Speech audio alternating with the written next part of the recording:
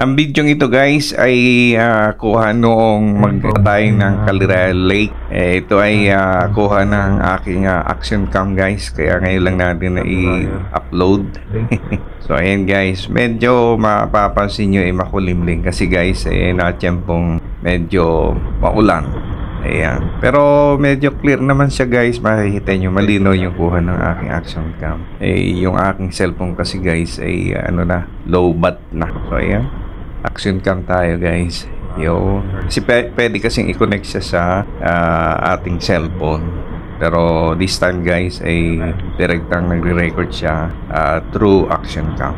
Ayan. Okay. Yung mga ibang kuha ko dito guys na mga video ay nai-upload na natin. So para itong nagtitira nito guys, ayan. Sayang naman kung hindi ko may upload sa inyo para at least makita nyo din guys. So ayan. Okay. Ganda yung daan niya guys. Medyo makitid lang yung daan. Kasi two-way lang. Anyway, hindi naman gaano madaming sasakyan guys dito. Probinsya kasi siya eh. Saka siguro may time na madaming pumupunta. Lalo kung maganda yung panahon at summer. Kasi maganda rin pasyalan to guys. Kasi nababalitaan ko dito guys, ang kwento-kwento ay marami nagpupuntang turista dito guys, nag-jet ski doon mismo sa lake.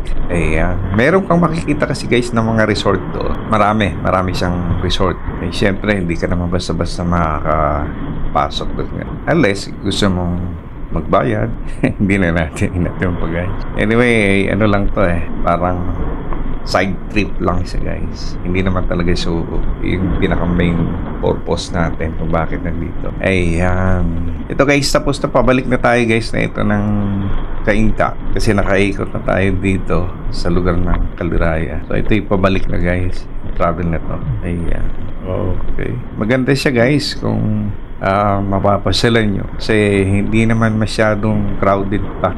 So far, hindi masyadong maraming sasakyan at magandang bumiyahe dito guys. Natiyempo lang ako guys, maulan Ayan. Pero kung maganda yung panahon siguro guys, ayan, pwede tayong sumilip-silip sa mga makikita natin magagandang view. Ayan guys. Okay. Ang maganda pa dito guys ay malapit lang siya. Laguna lang area siya Laguna area lang siya guys Hindi kung minsan pupunta pa tayo ng malayo para lang makakita ng magandang view. At least dito guys Laguna lang. Kung part ka ng Rizal susunod sa Rizal is Laguna na. Ayan, malapit lang siya guys. Kaya madali siyang puntahan. Hindi ka masyadong mapapagod sa biyahe. Oo. Kasi malapit lang siya Laguna lang siya. So marami din actually dito guys sa Laguna na magagandang views at mga resort. Oo, madami. At masisiyahan ka rin guys sa mga biyahe para makita yung kagandahan ng Laguna. Actually guys, nung bumiyahe kami ng part ng Marilaki guys yung iba doon na kinuha na namin is from Laguna. Yes, from Laguna guys. Santa Maria, Laguna. Ayan. Merong mga views doon guys. Kaya lang mountainous siya. Mga bulubundukin, mga overlooking view. At saka kung mahilig naman tayo guys sa nature, ma-appreciate natin siya. Pero pagka hindi, wala. As in, hindi natin ma-appreciate yun. So ayan guys. Okay. So at least walang ulan siya guys. Makulimlim lang. Hindi siya umuulan.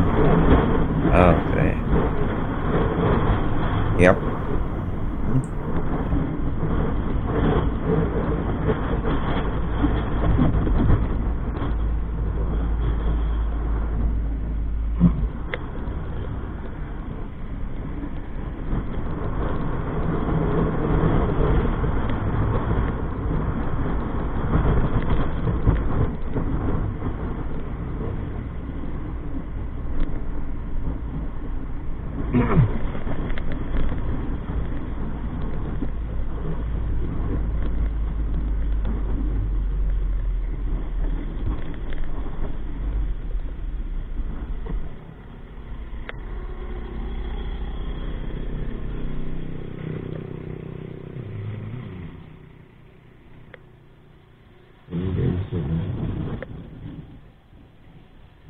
Dito lang muna tayo guys para magpahinga. And then travel back na tayo guys. Papunta na ng Cainta. Ayan. Thank you guys for watching. Bye bye.